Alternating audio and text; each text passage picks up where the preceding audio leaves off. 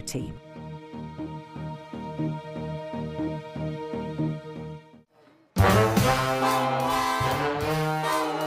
Paris, known for its food, art, culture, stunning architecture, and most of all as the city of love.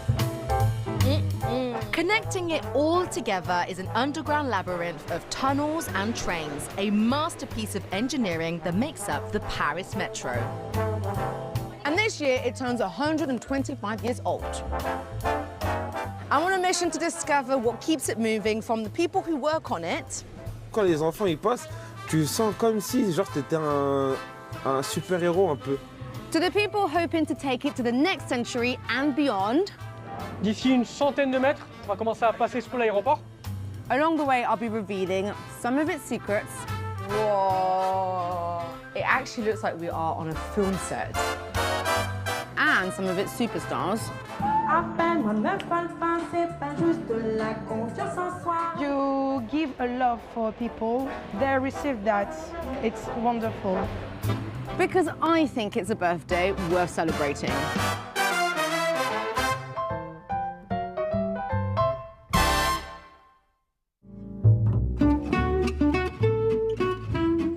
I was born in Paris, and my family have lived in the city for generations.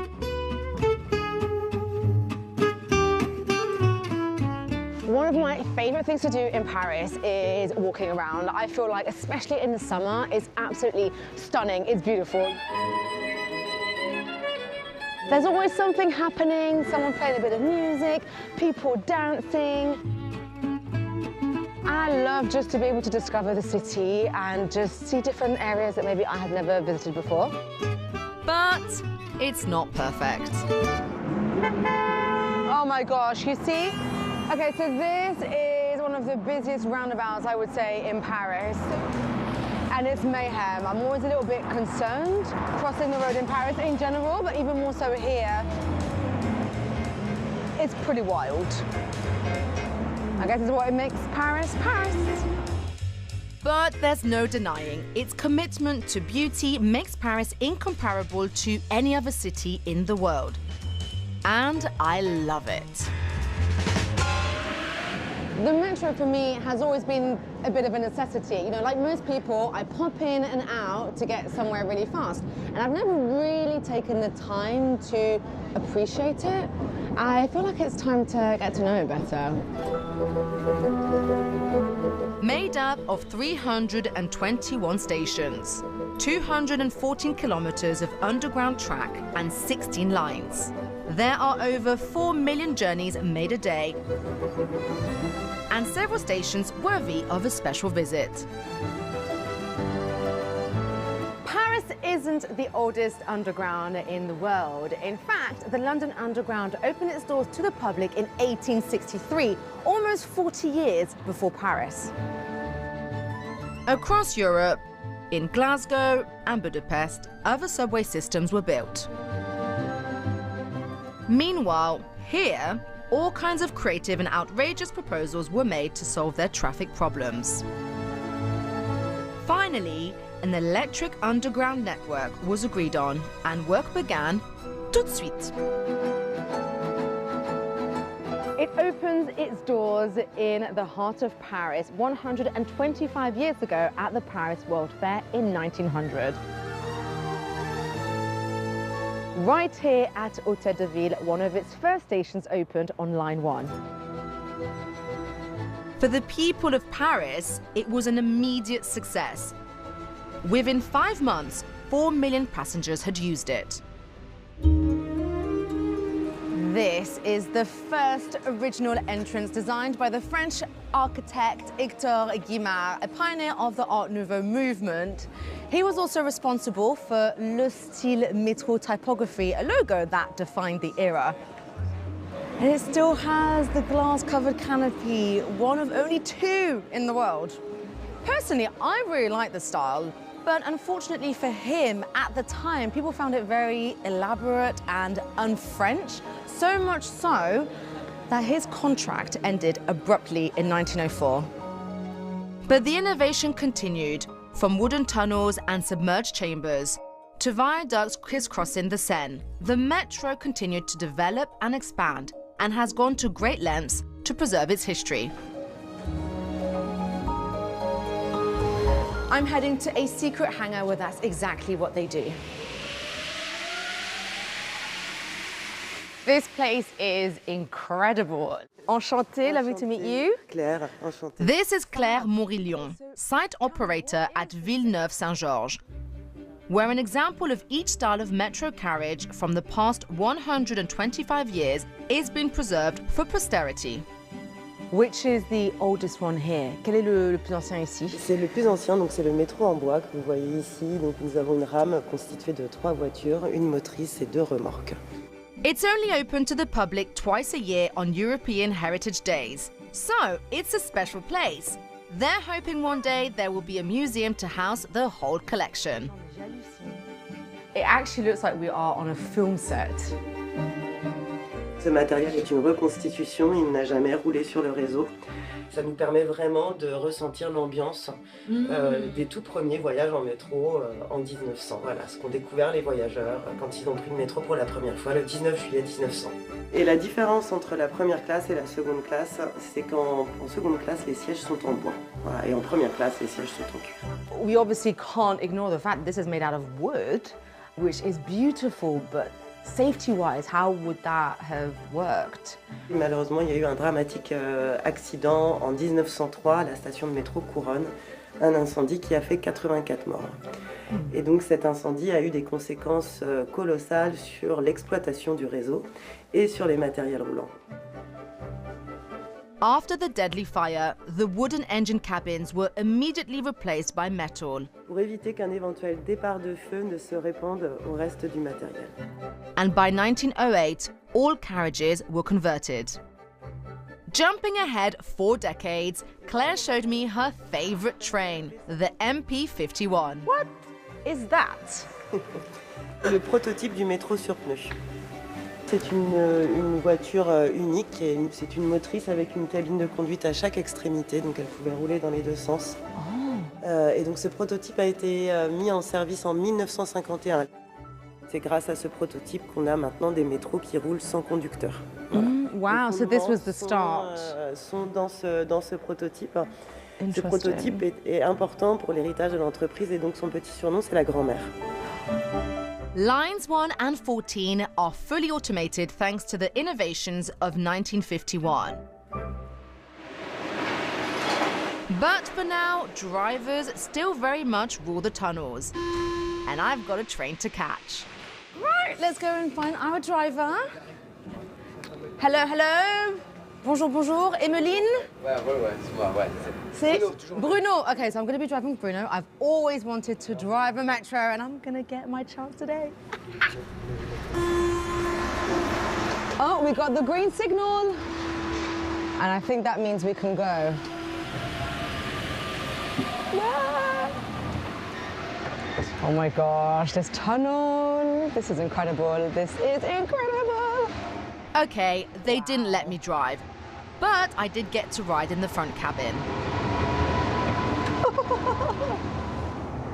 I just thought of something. I do not have a seatbelt. I might just hang on. So we started in Kléber, and the line that we're on is Ligne 6. Oh, line 6. Oh gosh, another train. This is scary.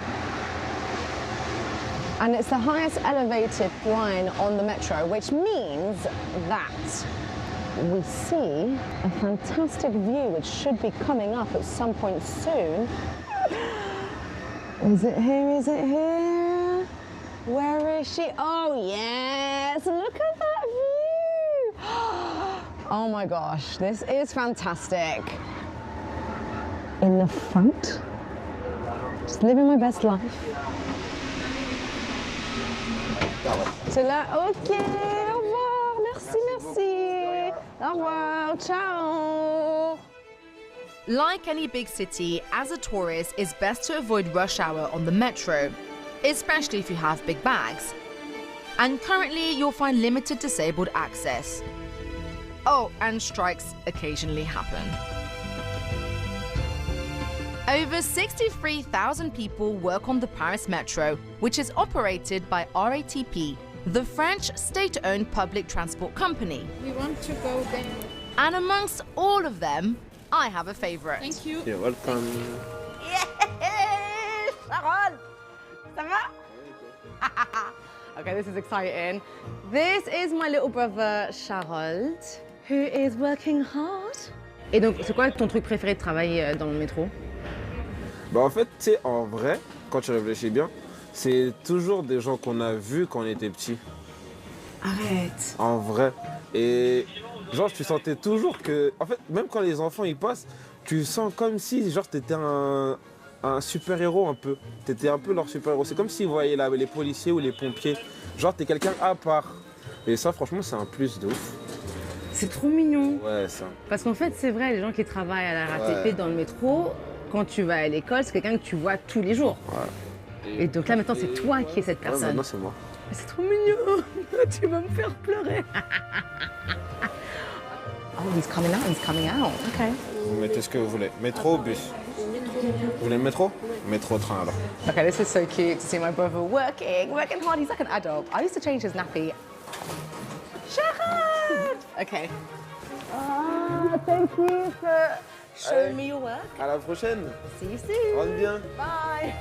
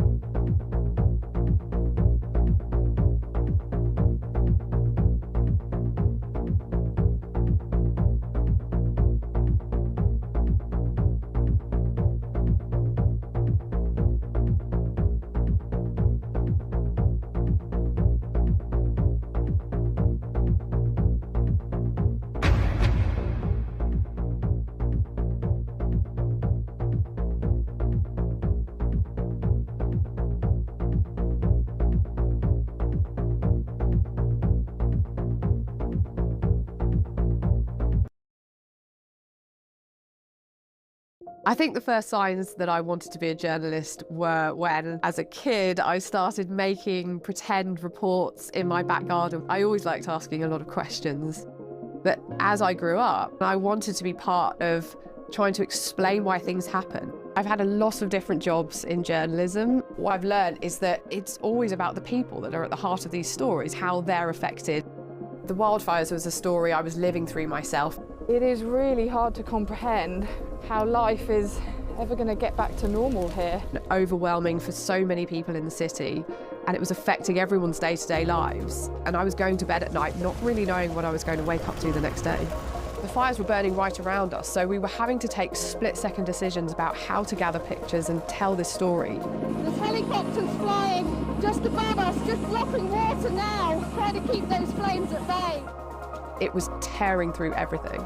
I knew thousands of people were leaving their homes and were probably never going to get to go back to them. And in the middle of that chaos, I had to find ways to talk to people about what they were experiencing. That was my house. It's all gone. I think hearing one person's story helps viewers trust what they're hearing. Because when you can empathise with one person's experience, it helps you get an understanding of the bigger picture.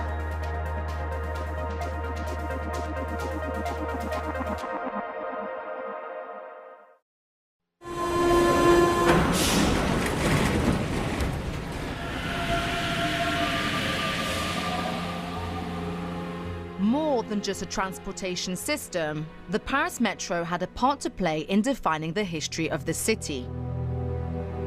85 years ago, during World War II, on the 14th of June 1940, Paris fell to Germany and the Nazi occupation began. Over 1 million people fled the capital to the south of France, my family included. My grandmother was just a baby when they escaped. As the German occupation intensified its grip on the capital, conditions got worse for many Parisians, until a pivotal moment on August the 21st, 1941. Right here at Barbès-Rochechouart station at 8 a.m., a German naval officer was waiting on the platform. He didn't know he was being followed by 21-year-old Pierre Georges, along with his French resistance comrades. In revenge for the murder of a fellow partisan the previous week, a revolver was pulled and the officer was shot dead. The young assassins escaped into the commotion. It was the first targeted killing of a member of the German occupation forces in Paris. And the consequences for the French people were brutal. In retaliation, Hitler ordered the execution of hundreds of hostages being held in prisons. The streets of Paris are deserted. Outside our world hears only rumors of what may be happening to something like 4 million people of its city and suburbs. But Paris was stirring. Like magic, weapons appeared. Under the nose of the Gestapo, they had collected enough to arm 50,000 of their men. The resistance swelled in numbers and the city was finally liberated on the 26th of August, 1944.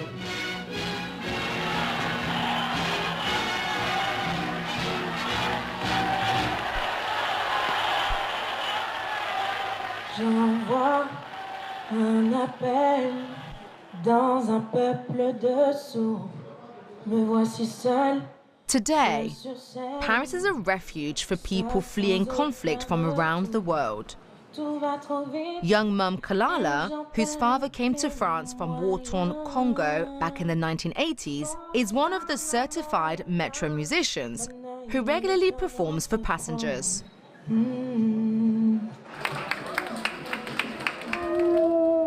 That was so good! That was amazing. What makes it so different and so special to sing down here? I can try my song and my vocals too. If you want to listen to me, it's good, but it's for me a safe place, you know. What do you love the most about singing in the metro? I remember a boy, I see he was very sad. So I sing just for him, and the end of song he come to me and just take me a hug, because you give a love for people and they receive that, so it's wonderful. Okay, well I'll let you sing and listen to a bit more of your music. Okay. Maybe something a bit upbeat? Yeah, it's fine. I'll be your dancer. Okay. Wait. What if I am your dancer? You are a dancer? Not really, but I can be your dancer. Oh, yeah, let's go, come on. Okay. You sing the song and I'll be your dancer. Okay, let's go. Everybody, come along with us on this journey with Kalala. Yeah. On the travel show. Dance with us. Come on, guys. Si vous voulez danser, dansez avec nous. Derrière moi, je peux le sentir ton humain, ton ressenti. But Kalala isn't just playing for the passing crowd. She's preparing for something much bigger. I'll be catching up with her later tonight. For now, I'm heading out to the suburbs. The Grand Paris Express project is a huge transport infrastructure undertaking, opening 68 new stations and 4 new lines by 2031. It will connect the suburbs to each other and the city centre, cutting the commute time in half for millions. This is one of the world's fastest growing underground transport systems. The metro is doubling in size with this enormous project. I'm gonna see it expand in real time, and I have to go down there to see it. Hello, Nordine. Hello. Bonjour, ça va? Ça va et toi? Nordine Lazri is the tunnel director in charge of operations. Bit nervous, but excited. Bon, ici du coup on est dans le portail de démarrage du tunnelier de l'E3 de la ligne 17. Donc le tunnelier qui va creuser un tunnel de 6 km. Si tu as envie de voir un peu plus ce qui se passe à l'intérieur, je t'invite à me suivre. Trop. Vas-y. This is so exciting. Look at these bits lots of tunnel. Wow. On a le devant de la machine ici, à l'endroit où on va venir monter nos anneaux, donc à l'avancement. Ici, cette grosse pièce que vous voyez ici, c'est la vis de marinage. Donc tout le marinage qui tombe dans la chambre d'abattage est sorti ici, chemine le long du convoyeur et est acheminé à l'extérieur. In fact, this bespoke tunneling machine is both boring and building at the same time, while also extracting tons of soil a day.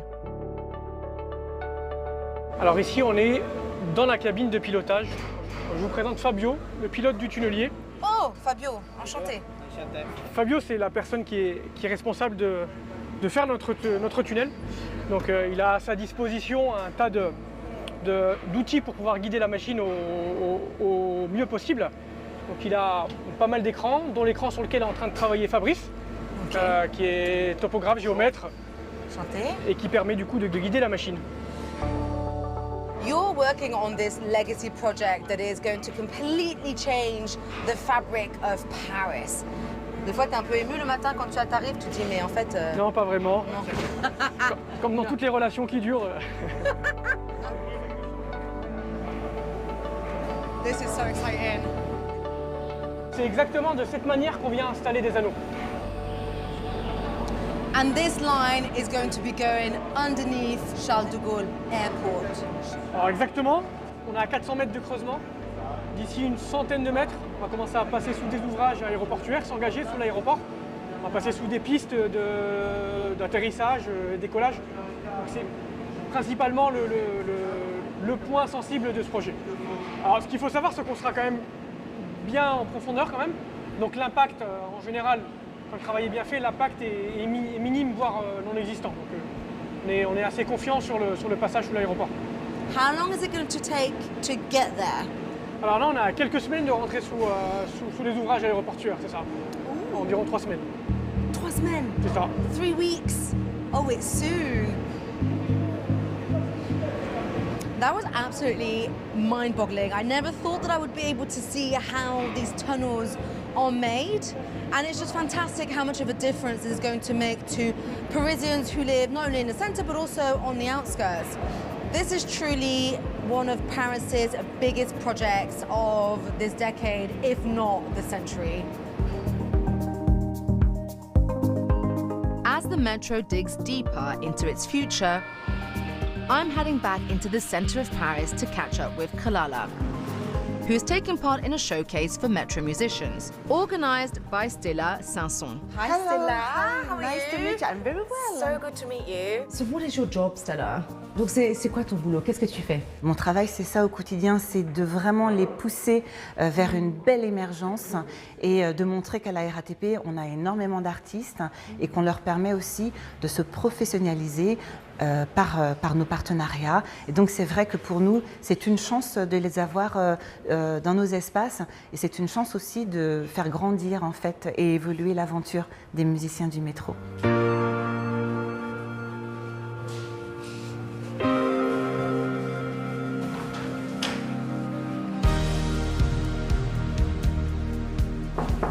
Hello, hello. Kalala? Yes. Hi. Hello. Oh my gosh, I'm so excited. I hope. Oh, good luck for today. I'm excited. Thank you so much. I'm a little bit nervous, but I think it's gonna You've be got all this. right. Okay, I'm gonna go. I'm gonna be shouting. You'll hear me like whistling. That'll be me, okay? Yeah. See you. See you. Bye. Oh my gosh, I am so nervous for her, but she's gonna be great. She's fantastic. She's got this. Laisser la scène et de laisser la place à Kalala Soul. Allez, Kalala,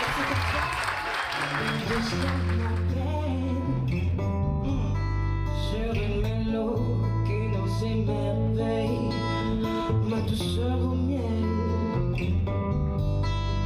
plongée dans un si beau rêve, cet aveu le 7e ciel, vive un amour à peine. Je te veux sentir, mais mon cœur tressaille, oui je me tais, mais je te veux. Watching Kalala made me realise just how much the Paris Metro is itself a stage. A canvas, a living piece of history, connecting people, places, and cultures. It really is the heartbeat of the city. Here's to the next 125 years.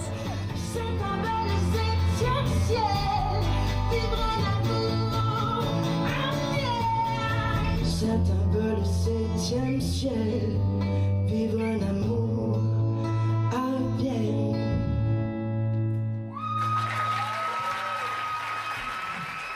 Merci.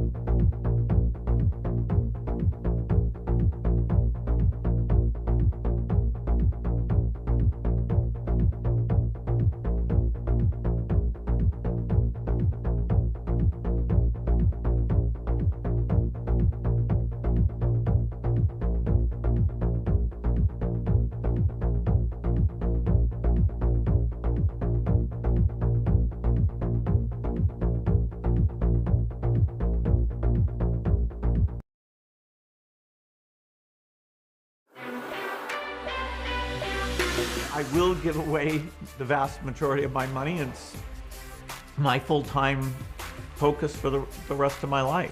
Und wenn Menschen bei uns in Europa angekommen sind, dann finde ich, haben sie ein Recht darauf, menschlich behandelt zu werden. He really truly loved this regime and Vladimir Putin. That's why Vladimir Putin hated him so much. Every time I lost, I just did a deep dive into the reason why we lost. There are times when I have noticed something more emotional in one take than the other, which I think comes from being a woman. When the big names talk, they talk to us. For me, trust is about presence. About fostering relationships all around the world, over years. It's about patience, not rushing to be the first, but striving to get it right. To get to the truth. We can't just ask the questions. We have to question the answers. Debate, debate, debate. We have to create a space for opposing voices to be heard and challenged. We fight every day to earn your trust. And we never take it for granted. We capture the story. Fact check the story. Break the story. We explore the story. So you can trust us to tell it.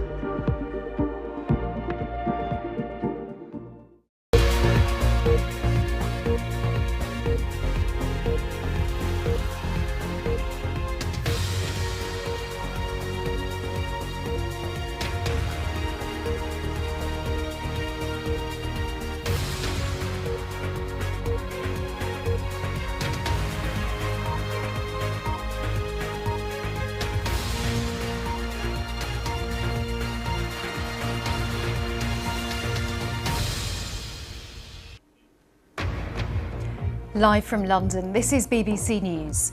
Israel's plan to allow foreign aid airdrops into Gaza is met with criticism and skepticism. A UN agency says it will not reverse the deepening starvation in the Strip. The UNRWA chief calls the announcement a distraction, with as many as 90,000 women and children needing urgent treatment for malnutrition. President Trump is in Scotland for a short visit. He's due to meet Sir Keir Starmer and Scotland's First Minister John Swinney in the coming days. But first, it's all about the golf. This is the scene live at the President's Turnberry course. He's been playing there under tight security. The Lionesses are gearing up to defend their Euros title. They take on Spain in the final in Basel on Sunday.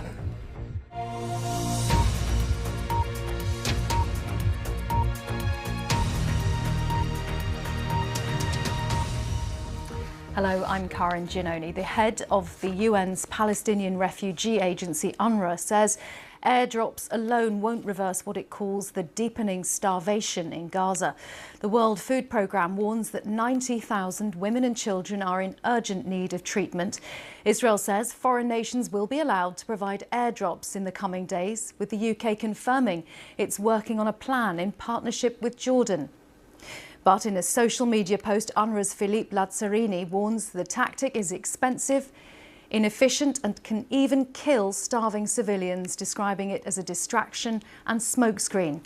With mounting international concern, the Gaza Health Ministry says another baby died today from severe malnutrition and a lack of milk formula. Palestinian health officials also say airstrikes and shootings have killed at least another 25 people, mostly as they sought food. Médecins Sans Frontières is also warning that restarting airdrops won't solve the crisis. Their project coordinator in Gaza City, Caroline Wilman, spoke to us and outlined the risks. Based on what we see, the very many malnourished patients that we have, there is for sure a desperate need for more aid to come in.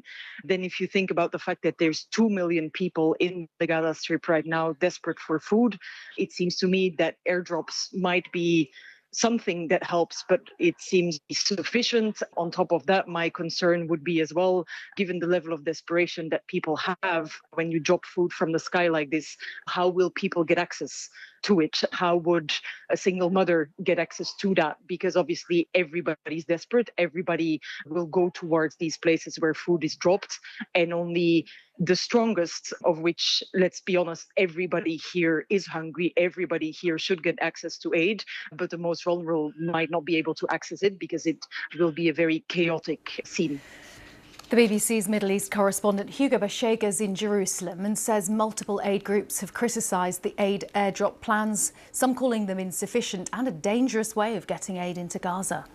We haven't had any kind of official announcement yet by the Israeli authorities, confirmation of when these aid drops might happen. But this Israeli announcement has been dismissed by the United Nations as a distraction. We've heard concerns there from Doctors Without Borders, aid organizations, saying that this way of delivering aid, of getting aid to people in Gaza is not only insufficient but also very risky, because you could have chaos, you could have violence, and some incidents there in Gaza. And I think what we're hearing here is that the United Nations, aid organizations, and a number of countries are saying that this crisis in Gaza is the result of the restrictions on the entry and distribution of aid that have been imposed by the Israeli authorities. Now, Israel dismisses the allegations, despite the overwhelming evidence that its policies are behind what we're seeing right now in Gaza, that a very limited amount of aid is getting in, and what is there is not reaching everyone. And what aid agencies are saying is that the only way to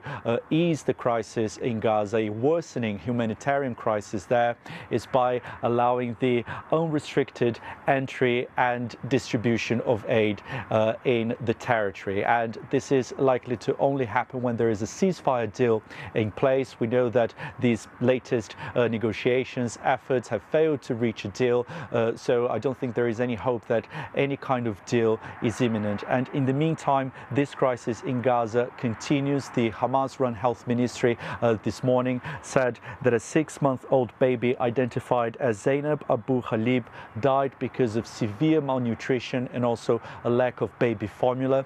It means that at least 10 people have died in Gaza in the last 2 days alone because of malnutrition. Hugo Bashega. Well, I've been speaking to Oliver McTurnan, who is Director of Forward Thinking, a UK charity focused on conflict resolution. He told me he had deep concerns about the use of airdrops to provide aid. I think the idea of dropping food from a high distance onto a starving population really puts everyone in Gaza at risk. It's not the answer. And I think the UNRWA chief, in saying that it's a distraction, is perfectly right. So it's not the answer. Of course, we've been talking for many months about what should be the answer, a ceasefire agreement. What are your thoughts on the lack of it at any point in the near future, when perhaps we thought something might be agreed by the end of this week? But first of all, Karen, I think the response now is actually a distraction from the fact that Gaza remains an occupied territory. It has been in international law. Now, under the international law, the Geneva Conventions, Israel, as the occupying force, is obliged to protect the civilian population, and in particular to provide food and medicine.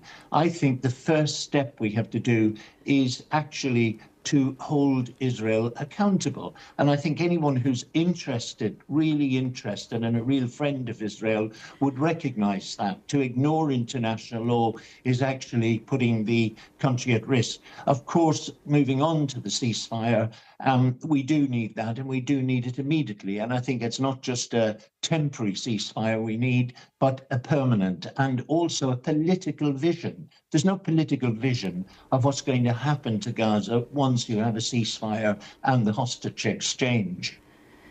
You've been in Middle East peace negotiations for around 20 years. How does this current moment compare? Is this perhaps the lowest point as regards any optimism?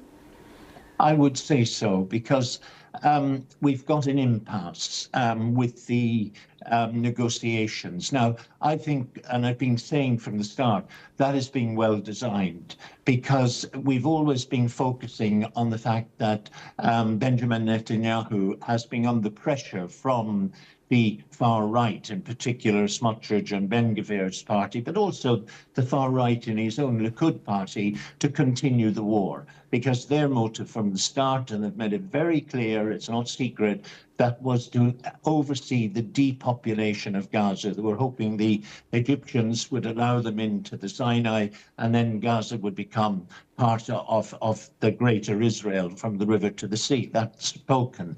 Now, but also in recent weeks, Netanyahu has been under extreme pressure, I would say, from the ultra-Orthodox parties, Shas and the United Judaism, Torah Judaism parties. Both of those parties in the past week have withdrawn from the government. Now, there is an agreement. They're not going to vote against the government in the Knesset. Netanyahu, therefore, needed to keep the negotiations going until at least tomorrow, Sunday, when the Knesset goes into a recess for the summer for 2.5 months. In that time, I think he will be working on trying to come to agreement over the draft law for yeshiva students. He'll try and come to agreement with the two Shas and the United Torah Judaism parties. If that happens, or if it doesn't happen, I think he will have to go for elections. If it happens, then it's more likely that he'll then play the game of a temporary ceasefire. But we are in a dark place. Oliver McTurnan. Let's go to Scotland now. A major security operations underway. It's the first full day of President Trump's visit there. My colleague Regini Vaidyanathan is in Turnberry. Regini. Yeah, Karen, this is probably one of the most secure villages in the world right now. A population of around 200 people, vastly outnumbered by the police officers who are here guarding this area. You can see police officers in their high-vis yellow jackets almost on every corner of the area here. Not a surprise, given that the President of the United States is here. He's staying in the building over my shoulder. And earlier, we can show you the pictures again of him playing golf on the course here at Turnberry. Of course, this is a resort that he has owned since 2014. We saw him out on his golf buggy earlier as he did a round of the course here. It began with quite bad weather, I must say, Karen, but the sun is now out, and by the time the President finished that golf, it certainly was looking better. Now, this is a strange trip in a way because it's been billed by the White House as a private visit, but there's a lot of work now that has been packed into this, and there are also some people asking questions about the fact that the President is here to also promote his personal business interest, because one of the reasons he's come here isn't just to visit this resort in Turnberry and play some golf, it's also to go to the other coast of Scotland and open a brand new golf course in Menny in Aberdeenshire, which he will formally open early next week. Crammed into the middle of that, though, he's got a number of meetings. Tomorrow he's going to be hosting Ursula von der Leyen from the EU here to try and see if the EU and the US can broker a trade deal. And on Monday he's going to be meeting the British Prime Minister Sir Keir Starmer. He's also set to meet Scotland's First Minister John Swinney. So it's quite a packed itinerary. Some people are saying, well, if this is a golfing trip, he's certainly got a lot of work to do as well. With more on what we can look out for in the coming days, here's our Scotland correspondent, Lorna Gordon. Golf, a weekend pursuit for many, but this is the US president, and he's travelled thousands of miles to Scotland to play at one of his courses. This private trip will have politics too. Meetings are tabled with the Prime Minister and also Scotland's First Minister, with plans, the President said on his arrival last night, to talk trade. We'll have numerous executives that we're meeting with. We're going to be meeting with a lot of people. A lot of people will be staying at Turnberry, and then we're going to Aberdeen, which is the oil capital of Europe, actually. The European Union is also keen to discuss trade. The European Commission President will be flying in, and the President was asked if he would have any suggestions for his European counterparts. There's a couple of things I could say, but on immigration, you better get your act together, or you're not going to have Europe anymore. With a ring of steel, police marksmen and watchtowers around Turnberry, no protesters here. but demonstrations planned for elsewhere, both in Aberdeen and in Edinburgh. No, he shouldn't be here. And I'm quite disappointed that John Swinney has met with him, actually. I don't think John Swinney should meet with a man like that. We also want to put pressure on our political leaders to really stand up to Trump's bullying. One thing is certain, this is looking less like a golfing holiday and more like work for a president who plays by his own rules. Lorna Gordon reporting there. Well, there are many people who are welcoming the president here in Scotland, and there are also others who are protesting his visit. And hundreds of people have been gathered in two cities, in Edinburgh as well as in Aberdeen. I think we do have pictures of some of the protests that have been taking place throughout the day here against the visit of the US president. Now, Donald Trump has close links to Scotland. He always talks about it, not least because his mother, Mary, was born in Scotland, and he always talks about his fondness because of that personal connection, as well, of course, of his love of golf here. Well, let's talk about how the reaction is in Scotland to the president's visit. I'm joined now by David Wallace-Lockhart, our Scotland political correspondent. So this isn't the first time Donald Trump's been to Turnberry, because he's owned this place since 2014. How different does this visit feel to previous ones? Well, in previous visits, this area itself in Turnberry was the scene of protest, people trying to get as close as they could to the US president. Now, as you mentioned before Lorna's report there, the security protocols in place here are huge. It is very difficult to get anywhere near the golf course here, and perhaps that's something that's put people off coming down here who don't want to see Donald Trump in Scotland. But even if we do look at the protests that are happening, those in Edinburgh, those in Aberdeen, well, quite a large number of people have taken to the streets. It's perhaps not on the same scale that we've seen in previous times that Donald Trump has been here, perhaps not in absolutely huge numbers. And I think there's a bit of perhaps a slight feeling of indifference to the president being here. There are, of course, people who have very strong feelings about him one way or another, but it seems like being in Turnberry here today, he is somewhat being left alone to play his golf, to do that. And certainly those protests don't feel particularly huge today in Scotland, and they do feel, as they are geographically, quite far away from here. Let's talk briefly about his proposed meeting with Scotland's First Minister, John Swinney. John Swinney, who openly supported Kamala Harris, Donald Trump's Democratic rival in last year's election. There's been some developments around certain amounts of money that may have gone from the Scottish Government to that new golf course that I was saying earlier Donald Trump is opening next week in Aberdeenshire. Well, John Swinney has made clear in the past that he isn't a particularly big fan of Donald Trump. When Donald Trump was running to be US president this time around, John Swinney took the unusual stance of a foreign leader of getting involved in a domestic election and saying that people in the United States should vote for Kamala Harris. They did not. Donald Trump did become president again. John Swinney now going to meet him in the coming days. Perhaps a slight awkwardness there, although Eric Trump, Donald Trump's son, said that he didn't think that was something that the US president would hold a judge about. We have heard today that we knew Donald Trump's course in Aberdeenshire was going to be holding a big golf event on the DP World Tour next month. We've heard today that the Scottish Government is giving £180,000 of public money to go towards the holding of that event. I don't think it's money that goes direct to the golf course, but it's about boosting tourism in the area, trying to sell golf to tourists, for example. And perhaps, given that John Swinney is meeting Donald Trump in the coming days, that's perhaps something that won't hurt in those talks, that he can point to that money that's gone to that event. OK, but some people have, of course, criticised it, including the Scottish Greens. Thank you very much, David Wallace-Lockhart, for the very latest on that. Well, as we were saying, a busy agenda. He's finished his golf. Tomorrow he's got a high-level meeting with Ursula von der Leyen from the European Commission. And then on Monday, he's meeting Sir Keir Starmer, the British Prime Minister.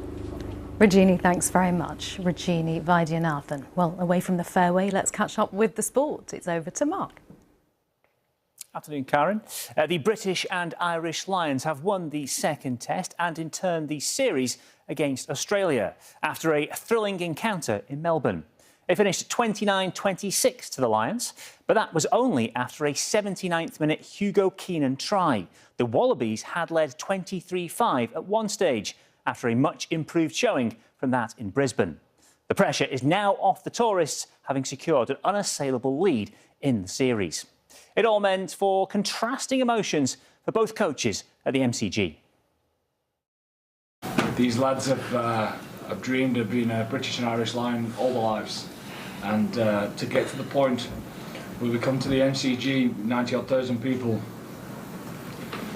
with a dramatic finish like that to win the series is what dreams are made of, and no one can deny that for us now. It's a special moment for everyone. So we are absolutely delighted that we showed the courage of what it takes to be a Lion. I felt we had the game to really challenge them, and we demonstrated that when we built the lead. But they're a really good side, and the experience they have just allowed them to stay calm, and execute their game as well. So it was a heck of a test match, and we're absolutely gutted. On to cricket and another test series that could be won today. England are looking to press home their advantage after having built up a big lead against India in the fourth test at Old Trafford. England were all out for 669. That gave them a lead of 311. In response, well, things started terribly for India. They were 0 for 2 after losing both Jaswal and Sudhasan. They have steadied the ship slightly. They are now 68 for 2. Max Verstappen has won the sprint race at the Belgium Grand Prix, marking a winning start for Red Bull under new team principal Laurent Mekies. Verstappen passed McLaren's Oscar Piastri on the first lap and maintained his advantage. Piastri's second-place finish means he's moved 1 point further ahead of Lando Norris in the championship, with qualifying for Sunday's Grand Prix on the way. On to football, as Newcastle United manager Eddie Howe says settling Alexander Isak's future has to be right for the club. Isak did not travel with the squad to Singapore on Thursday, with Newcastle saying he had a thigh injury. But the Sweden international wants to look at a move. Liverpool are reportedly interested. Of course, there's things going on behind the scenes. I mean, he will be aware he's in the news every day, and I'm sure that's not easy for anyone in that situation. Conversations that happen between Alex and the club, or Alex and myself, will stay private for obvious reasons. We do share a really good relationship with him. He's been magnificent for us for as long as he's joined. He's very popular in the dressing room, as I've said before. Would love him to continue his journey at Newcastle, and I think all I would say on the broader picture is whatever happens has to be right for Newcastle. And England and Spain are making their final preparations for Sunday's European Championship final in Basel. England's women are hopeful that Lauren James will be fit to play. The good news is she has been involved in training. England are looking to make a successful defence of the trophy that they won 3 years ago under Sarina Wiegman. She will hold her pre-match press conference very shortly. And that's all your sport for now. There's more on the BBC Sport website. Mark, thanks very much. We'll see you later. Now, as we've been hearing from Mark, the Lionesses have been taking part in their final training session ahead of Sunday's Euro 2025 final against Spain. Let's go over to our correspondent, my colleague Emma Vardy, who's with fans in Basel, where the match is going to take place. Emma. That's right, a day ahead of that big final tomorrow evening. This is Basel, very pretty town in Switzerland, and here is the fan zone. This is where lots of England fans have been gathering, just enjoying the Saturday afternoon before the big moment tomorrow. But come and have a look. This is the big square where everybody's been gathering, just been sitting around enjoying a bit of music and kind of meeting all the people who have come out here. Some of the England fans who've been here, they've been following the team all the way through the tournament. Others just managed to get last-minute flights and tickets and have only arrived today. But I've met a few friends. They've been following England for 25 years. Let's say hello, ladies. Hello. Hello. Now then, this is a new experience for you guys, but you've been following England, both of you, for 25 years. What does it mean to you? Tell us your names and what does it mean to you to be here now? I'm Suzanne, and it's just amazing. I can't believe this will be the second Euro final that I've been at with the Lionesses, so brilliant. And how does it compare now, watching England, compared to 25 years ago, those first games you went to? Massively different. So 2,500 people at the first game I watched, and now we've got over 10,000, 15,000, 20,000. So it's fantastic to see the support grow and just the love for the women's game. And yeah, I feel quite tingly and proud of them, really. So yeah, really good. Brilliant. What a journey. You've been watching a long time as well, haven't you? Tell us who you've got with you here today and how did this trip all come about? So I've got my two granddaughters and obviously Suzanne, my bestie, and she and I have been going to the matches for so long. And it's always been my dream that one day my granddaughters will want to watch women's football, and they do. So I just said to their mum and dad, can I take them? And they said, as long as they're not at school, you can take them. So I said, okay, we're going to Switzerland then. I'll get the tickets. I got them last October, and here we are. And Lionesses have done it for you. Amazing, amazing. Girls, what does it mean to you to be here? It's crazy because, especially as it's the second one, it's just like, it feels surreal. Yeah. How are you feeling about it? How have you enjoyed the tournament so far? The past few games have been quite nerve-wracking, but this time I'm really excited for it. Yeah. Not long to wait now till that big moment. No. Talk about nerve-wracking. I mean, England's journey to the final, you'd have no nails left. I mean, penalty shootouts, leaving it late. My goodness, what have been the standout moments for you? Oh, I think when Lucy Bronze put that penalty away, then I thought, yeah, we're here, we're good. And she was so determined, and I thought, yeah, we're fine, we'll be fine now. Just incredible, absolutely incredible. They like leaving it late, don't they? What are our chances tomorrow night? What do you think? Winners. Have to be. You've got to believe in the Lionesses. They always pull it out of the bag. So fingers crossed they'll do that tomorrow too. Yeah. Right. Enjoy it tomorrow, girls. Lovely to talk to you. Fascinating to hear about that journey, watching England for so long.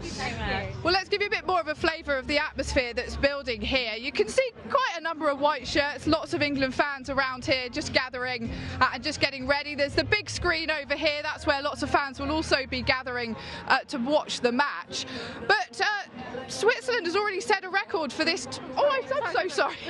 Switzerland's already set a record in this tournament because this is the most well-attended women's Euros in history. So it just shows you that increasing popularity, that increasing visibility of the women's game there. And we're just hearing from two people who've watched it come from those humble beginnings right up to the kind of stardom that the players enjoy now. So not long to go. We're going to be speaking to a few more fans throughout the afternoon, those who have been planning this for a long time and the ones who just got here at the last minute, just in time for the big final. Emma, thank you very much. So much energy and atmosphere already coming from Basel, and we're going to be hopefully speaking to a family who are right now making their way across the English Channel on a ferry from Dover to Calais because they are driving to Basel because they want to see this final. We'll be back with more news in a few minutes. Thanks for being with us.